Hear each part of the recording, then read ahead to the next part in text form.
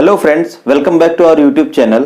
तो अभी तक हम लोगों ने आर्टिकल 1 से लेकर आर्टिकल 22 तक देखा अपने इंडियन कॉन्स्टिट्यूशन के, जिसमें हम पार्ट थर्ड में इंडियन कॉन्स्टिट्यूशन के चल रहे हैं, जो आर्टिकल 12 से लेकर आर्टिकल 35 तक है।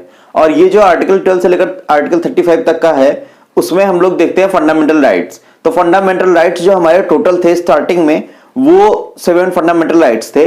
लेकिन जो हमारा 7th फंडामेंटल राइट था, उसको एबॉलिश कर दिया गया, हटा दिया गया, जो हमारा आर्टिकल 31 और आर्टिकल 19F में आता था, जो हमारा राइट टू प्रॉपर्टी था, उसको हटा दिया गया 42nd अमेंडमेंट, कॉन्स्टिट्यूशनल अमेंडमेंट से, जो कि 1976 में हुआ था।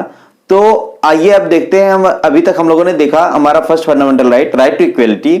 सेकेंड देखा राइट टू फ्रीडम। अब हम थर्ड देखते हैं राइट अगेंस्ट एक्सप्लॉयटेशन, जो कि हमारे आर्टिकल नंबर 23 और आर्टिकल 24 में आते हैं। तो आइए देखते हैं। तो जो हमारा आर्टिकल 23 से लेकर आर्टिकल 24 तक राइट अगेंस्ट एक्सप्लॉयटेशन है, इसका मतलब यह है कि जो शोषण के विरुद्ध अधिकार है, उसके बारे में बात करता है। तो आर्टिकल 23 में हम देखते हैं prohibition of traffic in human being and forced labour. इसमें दो कीवर्ड्स हैं, एक ट्रैफिकिंग और दूसरा फोर्स्ड लेबर। तो ये जो ट्रैफिकिंग की बात है, जो ह्यूमन बीइंग्स की ट्रैफिकिंग की जाती है, मानव तस्करी जिसको बोलते हैं, उसके बारे में बात जो की गई है, तो उसके प्रोहिबिशन का हमें अधिकार देता है आर्टिकल 23। और फोर्स्ड लेबर मतलब जो हम लोग को जबरदस्ती कोई बंधुआ मजदूरी कराई जाए, उसकी बात की जाती है कि उसके और ट्रैफिकिंग के अगेंस्ट हमें राइट देता है आर्टिकल 23। फिर देखते हैं आर्टिकल 24 क्या कहता है। आर्टिकल 24 कहता है prohibition of employment of children in factories. तो जो हमारे बच्चे होते हैं, उनको किसी भी फैक्ट्री या जोखिम भरे जगहों पे काम नहीं करने के लिए, ये प्रोहिबिट करने के लिए आर्टिकल 24 हमें राइट देता है। और ये जो हमारे बच्चे वो लेस देन 14 ईयर्स मतलब 14 साल से कम के एज के जो बच्चे हैं, उनको हम किसी भी फैक्ट्री में या कोई ऐसे जगह पे, जैसे माइनिंग का काम होता है, तो वहां पे एक वो किया जाता है, विस्फोट किया जाता है, मतलब एक ब्लास्ट करके तो माइन में से निकाला जाता है, चाहे वो जिस भी चीज की माइन हो। तो क्या करना था उसमें कि प्रोहिबिट कर दिया गया, हमें रोक दिया गया, हमारे ऊपर एक रिस्ट्रिक्शन लगा दिया गया कि हम जो 14 ईयर्स से कम एज के बच्चे रहेंगे, उन्हें किसी फैक्ट्री में या किसी जोखिम भरे, मतलब जहां पे रिस्क हो, रिस्क वाले उसमें नहीं लगा सकते हैं एम्प्लॉयमेंट में। तो ये आर्टिकल 23 एंड आर्टिकल 24 की बात करता है। अब आगे हम देखते हैं जो हमारा थर्ड फंडामेंटल राइट है, जो है right to freedom of religion.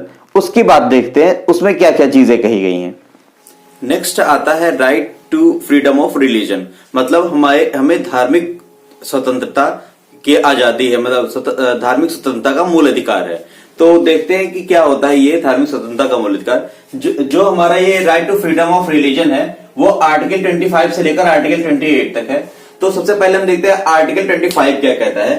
तो जो आर्टिकल 25 हमारा है, वो कहता है कि freedom of conscience and free profession, practice and propagation of religion. अब इतना लंबा सा होगा तो आपको थोड़ा सा मतलब लग रहा होगा बर्डन टाइप का।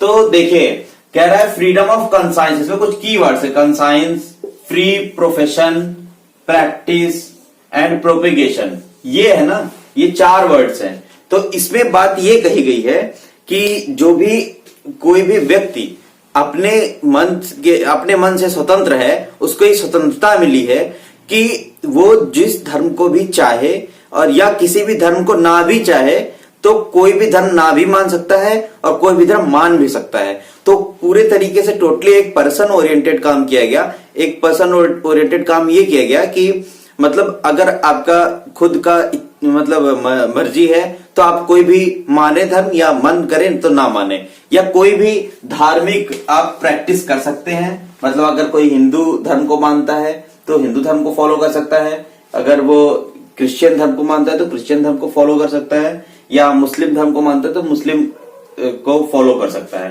तो प्रैक्टिस, प्रोपेगेशन और फ्री प्रोफेशन का ये, और हाँ, कंसाइंस का मतलब कि अंतःकरण, मतलब अपने अंदर से आपके जो आत्मा कह रही है वो उसकी सुनिए। ये गवर्नमेंट या कोई भी ऐसा बाउंड नहीं कर सकता कि आप उनकी सुनिए। तो आप जो चाहें वो धर्म फॉलो कर सकते हैं, इसका फ्रीडम दिया गया आर्टिकल 25 में।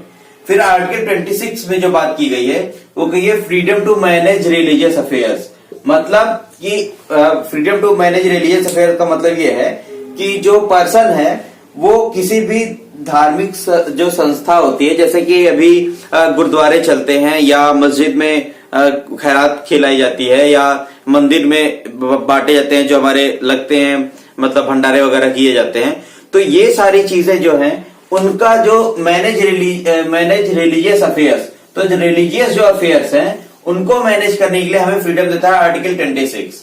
तो अभी देखिए आर्टिकल 26 जो है वो हम लोग को ये राइट दिया हुआ है कि हम लोग चाहें तो अपने मतलब रिलीजन बेस पे खुद अपने मतलब सोसाइटी के लिए कोई भी काम कर सकते हैं। जैसे पैसे इकट्ठा करके सब लोग एक पूरा बनाते हैं, कोई भी एक चैरिटेबल ट्रस्ट बना लिए, तो ऐसे करके आप उसमें खुद करिए, ये आपको आजादी है, किसी भी रिलीजियस अफेयर को आप मैनेज कर सकते हैं। तो ये आर्टिकल 26 है। आर्टिकल 27 में बात की गई है freedom from taxation for promotion of A religion. तो देखिए टैक्सेशन से हमें फ्रीडम देता है। जैसे पहले अकबर के टाइम में जजिया हटाया गया था, वैसे ही जो बलबन ने जजिया लगाया, ऐसे ही देखिए पहले लगा भी देते थे, हटा भी देते थे, और जिस धर्म पे चाहे उस धर्म पे लगा देते थे कर, जिस धर्म से चाहे उस धर्म से टैक्स हटा लेते थे। तो ये जो रिलीजियस टैक्स है इसकी बात कही गई है आर्टिकल 27 में कि ये इससे हमें फ्रीडम मिलेगा कि हमें किसी भी उसके लिए रिलीजन के प्रमोशन के लिए हमें कोई टैक्स नहीं देना होगा। यानी कि जो हमारा इनकम रहेगा वो हमारा ही इनकम रहेगा, चाहे वो रिलीजन के नाम पे या किसी अदर नाम पे, उसे हमें टैक्स रिलीजन के नाम पे नहीं देना होगा। हाँ, तो ये देखिए, तो आर्टिकल 27 में बात की गई फ्रीडम फ्रॉम टैक्सेशन। तो हमें टैक्सेशन से फ्रीडम, रिलीजन के बेसिस पे जो टैक्स लोग लेते थे पहले उसको हटा दिया गया। लेकिन जो हम टैक्स देते हैं वो आपको जानना चाहिए कि हम टैक्स किस लिए देते हैं। जो हमारे नेशन में जो भी काम किया जाता है, जो भी मतलब इंफ्रास्ट्रक्चर डेवलप किया जाता है या अदर कोई डेवलपमेंट का काम किया जाता है, तो जो डेवलपमेंट के काम होते हैं वो हमारे ही टैक्स से जो हम पे करते हैं उससे ही होने चाहिए। हालांकि कितने होते हैं वो तो देखते ही लोग कि कितने परसेंट हो रहे हैं, बट जो मेन पर्पस था टैक्सेशन का वो यही रखा गया कि एक जो हम अच्छा खासा इनकम हमारी हो कमाए, उससे कुछ पार्ट हम गवर्नमेंट को टैक्स पे करें, जिससे वो जो हमारा नेशन बिल्डिंग का काम है वो नेशन का बिल्डिंग कर सके, मतलब नेशन को डेवलप कर सके। तो उसके लिए अब देखिए आर्टिकल 28 क्या कहता है। आर्टिकल 28 कहता है freedom from attending religious instructions. इसका क्या मतलब है ये हम इसमें कीवर्ड देखते हैं। तो रिलीजियस इंस्ट्रक्शंस अटेंड करने से हमें फ्रीडम देता है। मतलब कि जैसे मान लिया हम अगर किसी ऐसे स्कूल में पढ़ रहे हैं जैसे जो ये चलते हैं, मतलब जो हमारा विश्व हिंदू परिषद है उसके जो स्कूल्स चलते हैं, संघ जो हमारा स्वयं सेवक संघ है उससे एफिलिएटेड जो स्कूल्स चलते हैं, उसमें हम किसी मुस्लिम बच्चे को या किसी अदर कास्ट के बच्चे को, मतलब अदर रिलीजन के बच्चे को हम ये नहीं कह सकते जबरदस्ती कि आप हिंदू वाली चीजें पढ़िए, और ना ही कोई मदरसा किसी हिंदू बच्चे को ये कह सकता है कि आप कोई भी मुस्लिम वाली चीजें पढ़िए। मतलब हमें ये फ्रीडम देता है कि हम कोई भी रिलीजियस इंस्ट्रक्शन ना फॉलो करें। हालांकि लोग मतलब करते हैं, जो भी जहां भी होता है उस हिसाब से असर पड़ता है, लेकिन जो हमारा फंडामेंटल राइट है वो यही कहता है कि हम कोई राज्य जो है, राज्य किसी भी धर्म के लिए किसी भी शिक्षण संस्थान में कोई भी धर्म को प्रमोट करने के लिए कोई क्लास नहीं चला सकती है। मतलब अगर आप एक वो स्टेट गवर्नमेंट के स्कूल में हैं या सेंट्रल गवर्नमेंट के स्कूल में हैं, राज्य का मतलब यहाँ स्टेट और सेंट्रल दोनों से होता है, तो अगर आप किसी ऐसे स्कूल में हैं जो स्टेट या सेंट्रल गवर्नमेंट से एफिलिएटेड है या उससे फंडिंग उसे मिलती है, तो ऐसे स्कूल्स में किसी भी रिलीजन से रिलेटेड कोई भी शिक्षा नहीं दी जाएगी। इस बात का हमें जो अधिकार देता है वो आर्टिकल 28 देता है। तो आपने देखा आर्टिकल 25 बात करता है हमारे जो हम कोई भी धर्म मान सकते हैं उसके लिए। आर्टिकल 26 देता है कि हम किसी भी धर्म के लिए कोई भी रिलीजियस अफेयर मैनेज कर सकते हैं, कि मतलब गुरुद्वारे वगैरह में जो भी लंगर वगैरह खिलाए जाते हैं, भंडारे किए जाते हैं मंदिरों में, ऐसे ही। तो और आर्टिकल 27 हमें देता है कि हमें भी कोई भी टैक्स रिलीजन के नाम पे नहीं देना है। और आर्टिकल 28 कहता है कि हम कोई भी ऐसे स्कूल में कोई भी रिलीजियस यानी कि आपका जो धार्मिक शिक्षा है वो नहीं दे सकते जो कि हमारा सेंट्रल या स्टेट गवर्नमेंट से एफिलिएटेड है। तो ये सारी बातें की गई right to freedom of religion 25, 26, 27, 28 में। तो 25 से लेकर 28 तक था। और आइए अब आगे देखते हैं नेक्स्ट अपना फंडामेंटल राइट, जो कि हमें देता है कि हमारे जो कल्चर एंड एजुकेशन से रिलेटेड जो हमें फंडामेंटल राइट्स दिए गए हैं उसके बारे में। तो आगे आइए देखते हैं right to cultural and educational freedom. मतलब जो हमारा नेक्स्ट राइट है वो है कल्चरल एंड एजुकेशनल फ्रीडम का राइट। तो जो ये आर्टिकल 29 से लेकर 30 तक है, ये है कल्चरल एंड एजुकेशनल फ्रीडम के रिगार्डिंग। मतलब हम जो भी कल्चर और एजुकेशन हम चाहते हैं उसके रिगार्डिंग। तो ये आर्टिकल 29 जो बात करता है वो करता है protection of interest of minorities, यानी कि जो हमारी माइनॉरिटी है। तो जब मैंने आपको पहले ही बताया था कि जब हमारा देश आजाद हुआ था तो उस टाइम में जो माइनॉरिटी अफेयर्स का काम था, और ये माइनॉरिटी अफेयर्स, होम अफेयर्स, ये सारे काम हमारे वल्लभ भाई पटेल जी को दिए गए थे, क्योंकि उनके पास ये जो माइन्यूट वाली थी, मतलब माइन्यूटली ऑब्जर्व करने वाली थिंकिंग थी, वो बहुत ही ज्यादा अच्छी थी और उसको अच्छे से वो नरिश कर सकते थे, इसलिए ये दिया गया था। तो हम देखते हैं कि जो हमारा आर्टिकल 29 है वो ये हमारे उसमें कॉन्स्टिट्यूशन में आया था, protection of interest of minorities. मतलब जो हमारी माइनॉरिटीज हैं उनके इंटरेस्ट का प्रोटेक्शन करना। मतलब किसी भी लिंग्विस्टिक बेसिस या जो उनके जो लिखने की स्क्रिप्ट है उसके बेसिस पे या उनके कल्चर के बेसिस पे हम उन्हें किसी ऐसे कोई भी उसमें नहीं प्रोहिबिट कर सकते, नहीं रिस्ट्रिक्ट कर सकते हैं किसी भी ऐसे इंस्टीट्यूट में जो गवर्नमेंट इंस्टीट्यूट्स हैं। तो इसकी बात की गई है कि जो हमारा माइनॉरिटी है उसके जो राइट्स हैं उसकी भी प्रोटेक्शन किया जाए, उनका भी इंटरेस्ट किया जाए, और कोई भी माइनॉरिटी जो भी वो अपना फॉलो करता है कल्चर या जो भी उसका लैंग्वेज है उसको प्रोटेक्शन या कंजर्वेशन उसको दे सकता है, यानी कंजर्व कर सकता है। तो इसमें संरक्षण की बात की जाती है। जो भी हमारे अल्पसंख्यक हैं उनके जो संस्कृति है, उनकी जो भाषा है और उनका जो लिपि है, उन चीजों के संरक्षण की बात की जाती है। तो ये हमारा आर्टिकल 29 हो गया। और जो हमारे जो अभी तक माइनॉरिटीज हैं, जो हमारे माइनॉरिटीज में आते हैं इंडिया में, अल्पसंख्यक में आते हैं, वो 6 अल्पसंख्यक समूह या समुदाय हैं या कम्युनिटी हैं। तो वो हैं हमारे मुस्लिम, सिख, ईसाई, पारसी, बौद्ध और जैन, यानी 6 माइनॉरिटीज अभी तक इंडिया में एग्जिस्ट करते हैं। तो उनके ही प्रोटेक्शन की यहां बात की जाती है। और आर्टिकल 30 जो है वो हमें राइट देता है, right of minorities to establish and administer educational institutions, यानी कि जो हमारा ये माइनॉरिटीज हैं इनको राइट देता है आर्टिकल 30 कि वो कोई भी अपना जो भी मतलब चाहे अपने कल्चर की रक्षा के लिए तो वो कोई भी स्टैब्लिश कर सकते हैं और एडमिनिस्टर कर सकते हैं एजुकेशनल इंस्टीट्यूशन।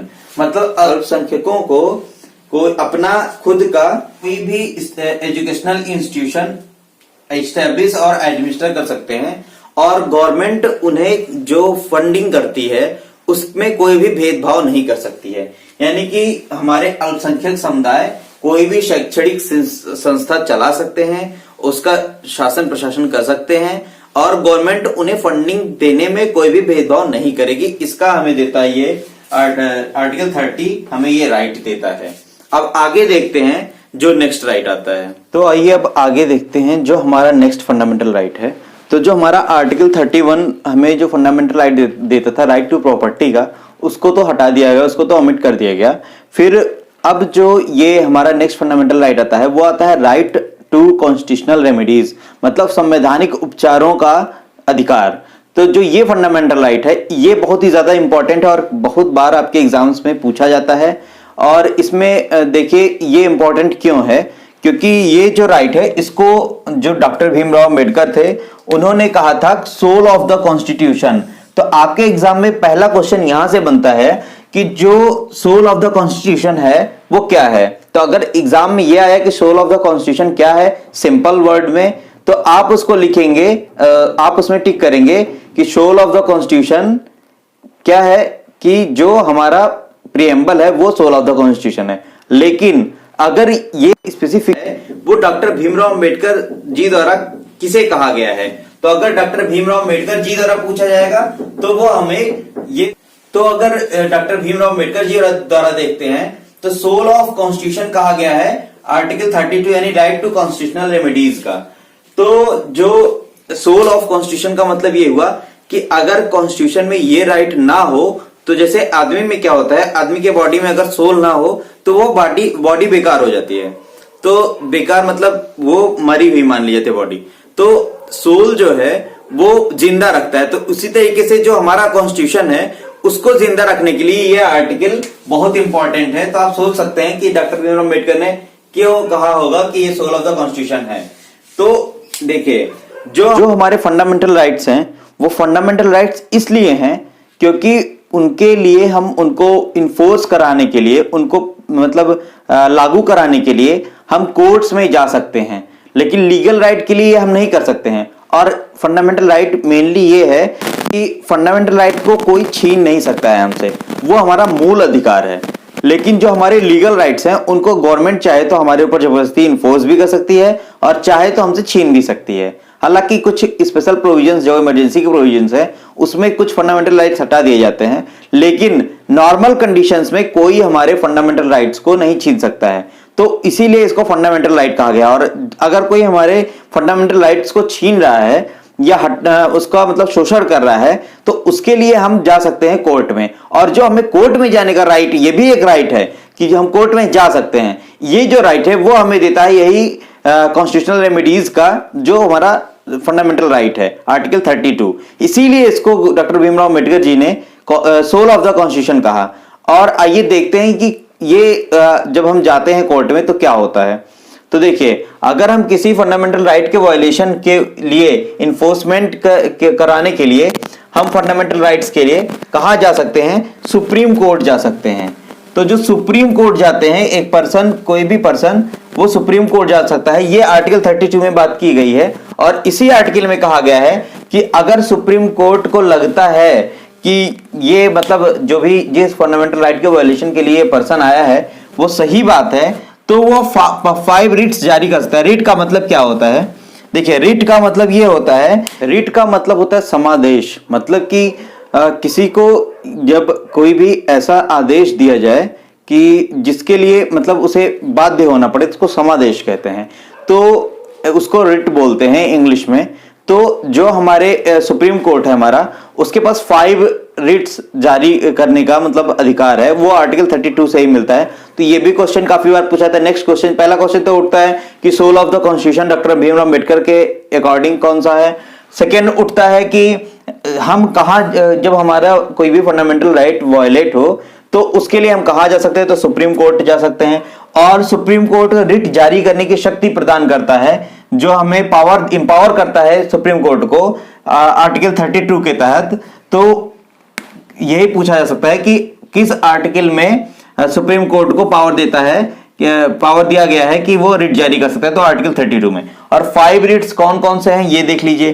तो 5 जो रिट्स हैं, और हाँ ये जो रिट्स हैं, सबसे खराब बात रिट्स में ये है कि चाहे वो हिंदी मीडियम का बच्चा हो या इंग्लिश मीडियम का बच्चा हो, रिट को जो पेपर वाले सेट करते हैं वो इंग्लिश वाले वर्ड्स को सेट करते हैं, हिंदी वाले बहुत रेयरली सेट करते हैं। तो हिंदी वाला का सेट भी कर दिए तो इंग्लिश वाला वर्जन तो आपके पास रहेगा ही, जिसमें आप देख सकते हैं कि इंग्लिश में दिया हुआ है, तो आप समझ जाएंगे। तो इसीलिए अच्छा यही रहेगा कि आप जो रिट्स हैं उनको इंग्लिश में याद करें, क्योंकि इंग्लिश के वर्ड्स अगर हिंदी में आ गए और इंग्लिश में इंग्लिश के वर्ड्स आएंगे ही तो आपको प्रॉब्लम होगी उसको समझने में कि इसका क्या होगा। तो देखिए इसमें 5 रिट्स जारी किए गए थे, मतलब जारी करने की शक्ति दी गई है। तो पहला हो गया हीबियस कॉर्पस, दूसरा हो गया मैंडमस, तीसरा हो गया प्रोहिबिशन, चौथा सेरिटियोरी और 5वां हो गया क्यो वारंटो। तो देखिए जो पहला हीबियस कॉर्पस है उसकी हम पहले बात करते हैं। हीबियस कॉर्पस, तो देखिए जब मतलब आदमी मर जाता है, शव की इंग्लिश क्या होते हैं, शव की इंग्लिश होती है कॉर्प्स। तो देखिए जो ये हीबियस कॉर्पस है तो वो उसका मतलब ये हो गया कि ये एक ब्रिटिश इंग्लिश का वर्ड है। तो हीबियस कॉर्पस का मतलब ये है कि बंदी प्रत्यक्षीकरण।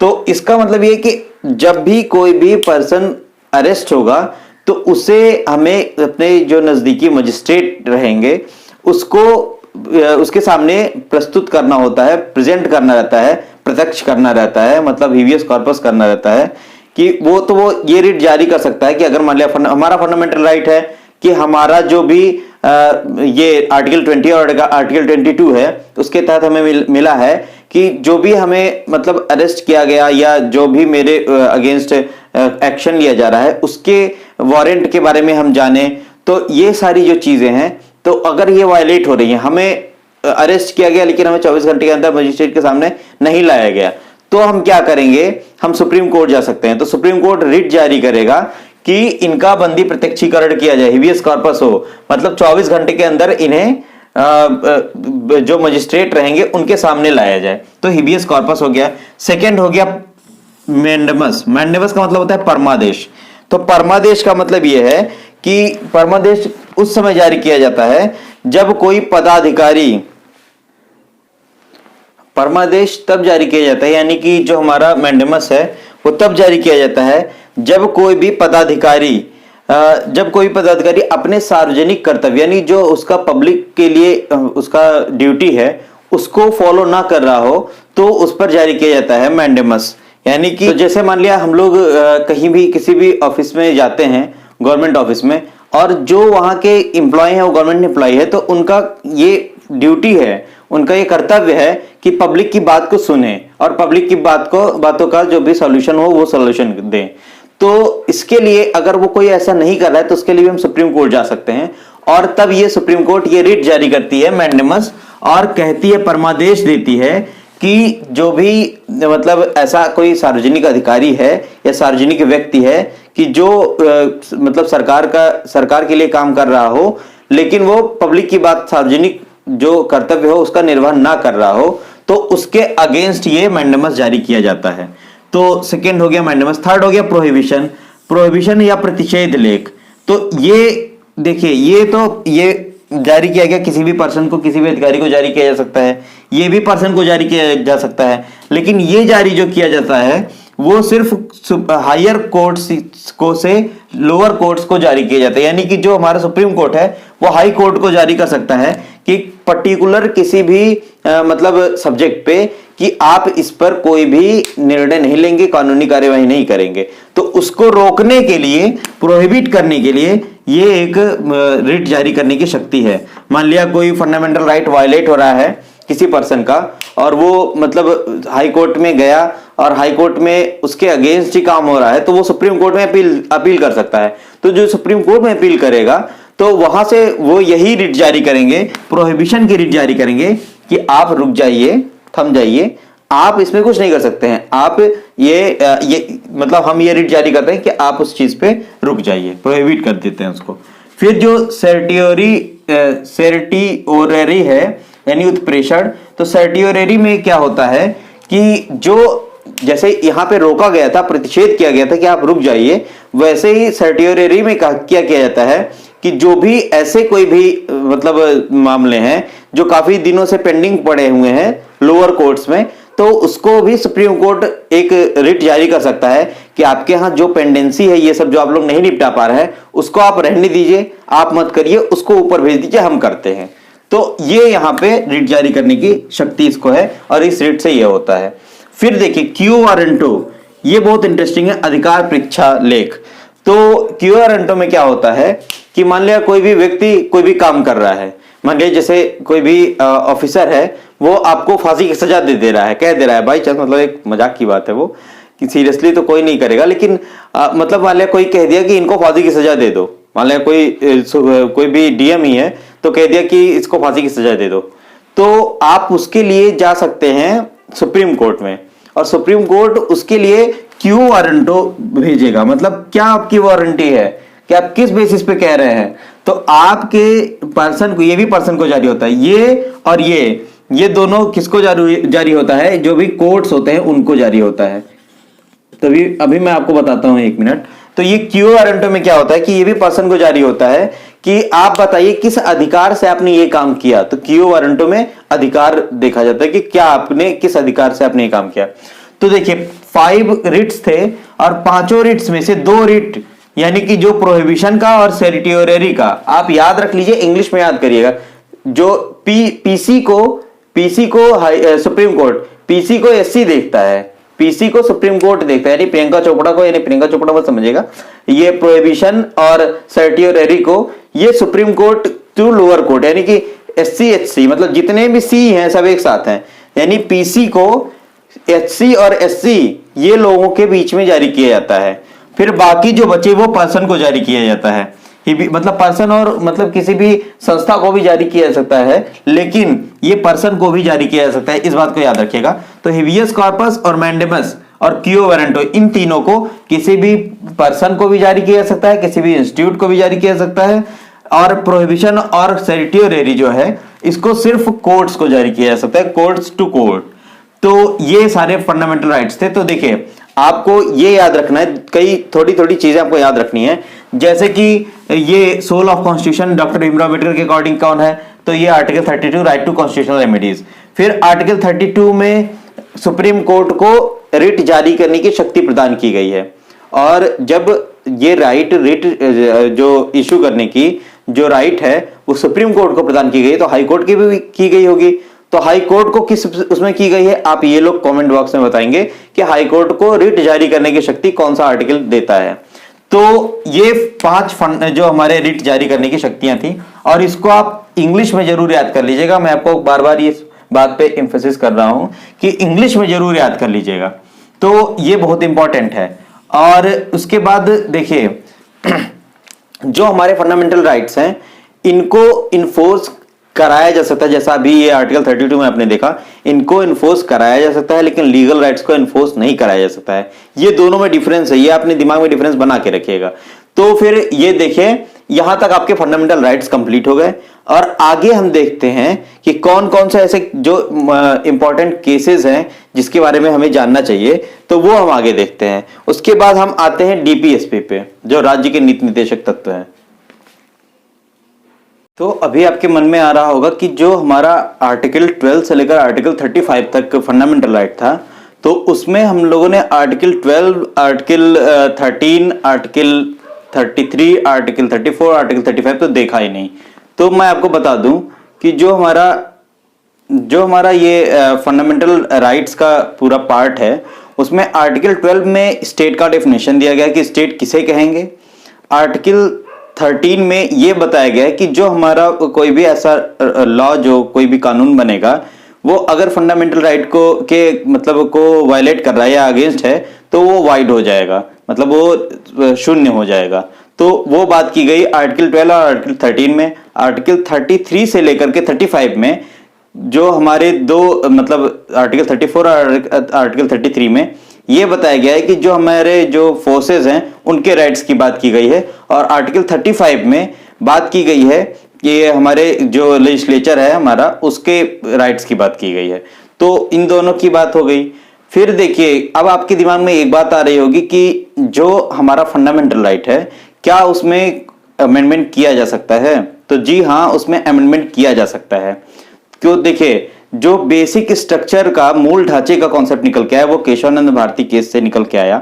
तो पहले आप ये देखिए कि क्या क्या कैसे कैसे हुआ। तो गोलकनाथ वर्सेस पंजाब स्टेट का केस था 1967 में। तो इसका जो मतलब किया गया, सुनवाई इसमें की गई, तो इससे सुप्रीम कोर्ट ने ये बताया कि जो भी हमारा मतलब ये फंडामेंटल राइट है, उसको हम कॉन्स्टिट्यूशनल अमेंडमेंट का जो आर्टिकल है 368 उसके ही तहत और 13 के तहत, जो भी हमारा 13 में भी मैंने बताया कि वाइड हो जाएगा, तो उसके तहत हम संशोधन कर सकते हैं अपने फंडामेंटल राइट में, ये कहा गया था। लेकिन जब फिर नेक्स्ट आता है केशवानंद भारती वर्सेस केरल राज्य, तो इसमें जब बेसिक स्ट्रक्चर का कॉन्सेप्ट निकल के आता है, तो वहां से बेसिक स्ट्रक्चर में ये भी फंडामेंटल राइट भी शामिल हो गया, और उसमें ये बात कही गई कि हम बेसिक स्ट्रक्चर में चेंज तो कर सकते हैं, लेकिन कोई निगेटिव चेंज नहीं कर सकते, पॉजिटिव चेंज ही कर सकते हैं। तो ये बात की गई, और इसमें एक बात और जोड़ी गई कि जो भी, अच्छा देखिए, एक ये भी है कि जो हमारा मतलब पार्लियामेंट को इतना ज्यादा पावर दिया गया है कि जो आर्टिकल 368 के अंतर्गत कोई भी संशोधन किया जाएगा, तो उसको सुप्रीम कोर्ट कोई भी उस पर रिव्यू ऐसे नहीं कर सकती थी पहले, ये केशवानंद भारती केस तक।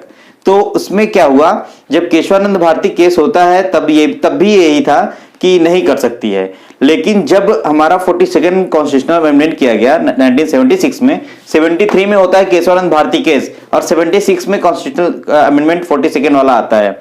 उसमें यह कहा गया कि जो हमारा ये है सुप्रीम कोर्ट, वो हमारे कॉन्स्टिट्यूशन का क्या है, रक्षक है, यानी कि उसका गार्जियन है। तो उसका जो क्या कहते हैं उसको, एक प्रोटेक्टर है। तो क्या कहेंगे उसको कि जो हमारा सुप्रीम कोर्ट है वो क्या करेगा, वो जो भी लॉ 368 के तहत बनाए जाएंगे उसका वो जुडिशियल रिव्यू कर सकता है। और इवन की फंडामेंटल राइट्स का भी अगर वो कोई भी कर रहे हैं, उसमें अमेंडमेंट कर रहे हैं, तो उसको भी सुप्रीम कोर्ट रिव्यू कर सकता है। तो ये जो मिनर्वा मिल्स और यूनियन ऑफ इंडिया 1980 का केस था, इसके तहत फंडामेंटल राइट को भी उसमें ला दिया गया कि सुप्रीम कोर्ट उसका भी रिव्यू कर सकता है। तो ये सारी बातें थी। तो आप ये बात याद रखिएगा कि बेसिक स्ट्रक्चर वाला जो कॉन्सेप्ट है वो याद रखिएगा कि उसमें ये फंडामेंटल राइट आता है और इसमें भी संशोधन किया जा सकता है, लेकिन पॉजिटिव संशोधन किया जा सकता है, और इसका जुडिशियल रिव्यू भी हमारा सुप्रीम कोर्ट कर सकता है। तो ये सारी बातें थी। चलिए मिलते हैं नेक्स्ट लेक्चर में, जिसमें हम बात करेंगे डीपीएसपी की और देखेंगे मोस्ट प्रोबेबली फंडामेंटल ड्यूटीज को भी कवर कर लिया जाए। तो मिलते हैं नेक्स्ट लेक्चर में। Thank you.